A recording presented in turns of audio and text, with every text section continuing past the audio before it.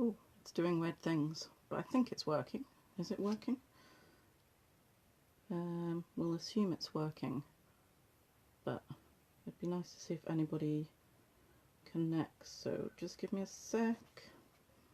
Technical difficulties. I've just had a car alarm going off as well, so it's like one of those things. I think it's live, but hey, if it's not, it says it will record it. Is it live? Oh, yes, Emma's watching. Yay, cool. So I know I am live. Hey, hi guys, folks. Hi folks, it's Viv in York. Going live just with a bit of a technical hitch. Just had a car alarm going off as well, so I was like, oh no, I'm going to have a car alarm that keeps going off. So if it goes off, I apologise. Hi Daisy. So what I wanted to do, it was really interesting. I was with a bunch of my friends this morning. Hi Charlie. And we were talking about relationships, and it suddenly reminded me of a blog post I did quite a while ago now, actually a very long time ago. It's really good for me to be reminded of things like that. So I just wanted to talk a bit about some of the things that have helped me with my relationship with my husband and with my children. So one of the things I wanted to talk about is most people in relationships, and this doesn't mean just relationships with a significant other, although that is what I've called the post, but also with my kids. I've done this with my kids, which has really helped, is whether you're a maximizer or a minimizer. And there tends to be in like a marriage or a relationship like that there tends to be one maximizer and one minimizer, and it sometimes causes quite a few issues. So I thought I'd just give you a lowdown on what the differences are. So a maximizer is, and I'm a maximizer, and my husband is a minimizer. Maximizers tend to need all disagreements sorted out now. So if something's going on, they want to deal with it right away. They need their emotions acknowledged. They tend to be more aggressive, outwardly express their feelings, look outward for approval, tend to be quite quick thinkers, and then tend to be energized by being with their friends. And you can see where I'm going, because the minimizers are pretty much the opposite. So minimizers tend to need space and time to think, and then they don't want to talk about it. Like, they don't want to do it then and there. So you can see how that grates with the maximizer, who needs things sorted straight away. They tend to withhold their feelings. They're quite often passive aggressive, so they withhold emotions, which makes the maximizer a bit cross. Tend to keep the feelings to themselves, look inward for approval, need time to think things through, and tend to be tired out by friends. So that doesn't mean they don't want to be with their friends, it just means sometimes they need to have space afterwards to get over it. What some of the best things about minimizers, they can be very grounding and calm. I can definitely tell you that's how my partner makes me feel. They're very good listeners. They're often quite rational and wise, and they give a very different perspective, which is why that's one of the nice things as to how the maximizer minimizer thing actually works well. The challenging thing, and I can definitely agree with all of these, they sometimes come across as inexpressive. It can be frustrating to try and have conversations with them, especially if it's sort of bordering on an argument. And that whole thing of needing time to think and going away and mulling it over just personally drives me mad. But at least I know that's what my partner's going to do. So the good things about maximizers, they can be very passionate and spontaneous. They're good talkers, very quick thinkers, and often that's very challenging because they are on to the next thing while the minimizer is going, but I need to think about what you've just said. And they can give a very different perspective. So that's again how it works well, because you're giving just a different viewpoint. The challenging thing for the minimizer when dealing with a maximizer is you never get enough time to think. The maximizer wants answers straight away, so that can be very challenging, and if they don't get it, they can be quite dismissive if they're not thinking it through.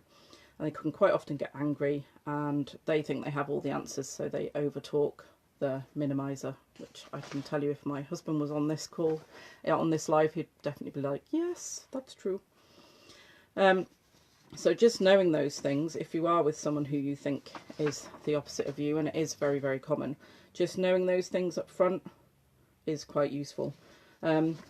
I learnt this when I was on the Hoffman process, which I did a number of years ago. I'll put a link in the comments if anybody knows what that is. It's an 8-day residential process where you deal with patterns that you might have inherited from your parents, which are stopping you fulfill your sort of finding your authentic self. It's a really good process that I did. My Hoffman teacher explained it really well.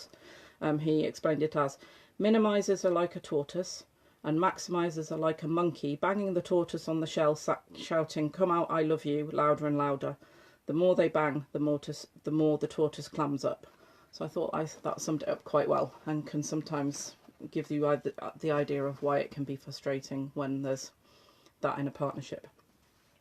I thought one of the other things that really helped me, and I did it alongside realising about the maximizer minimizer thing, was a thing called the language of love, 5 languages of love, which some of you might have heard of. If not, I'll put the website below. You can go and do a questionnaire and work out what yours are. And everybody tends to have a primary love language. I don't particularly like the idea it's called languages of love. I prefer language of relationships, because again, I did this with my son and daughter, and it really helped us work out what our languages of love were, or languages of relationships.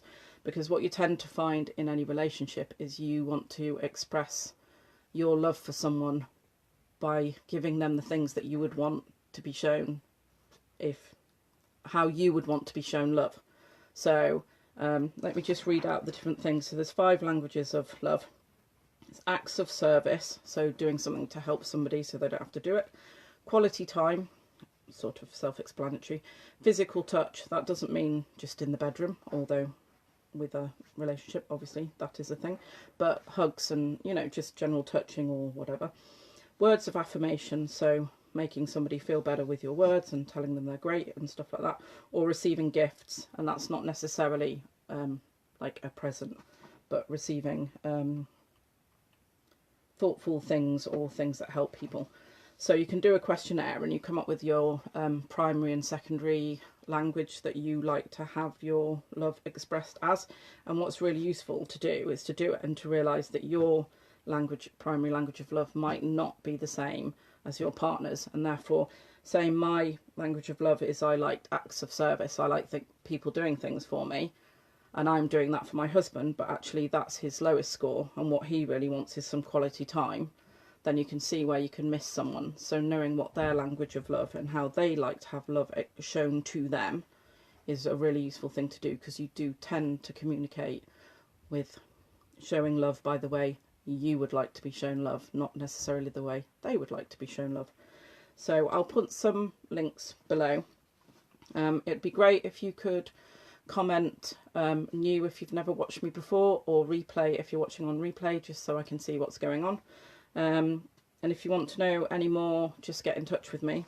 And yeah, and just another thing, because you all must know that I'm sort of in essential oils now. What I found, if I do ever have a disagreement with my partner, because let's be honest, I still do, even though I know these things, there's an essential oil that you can use that really helps sort of calm things down.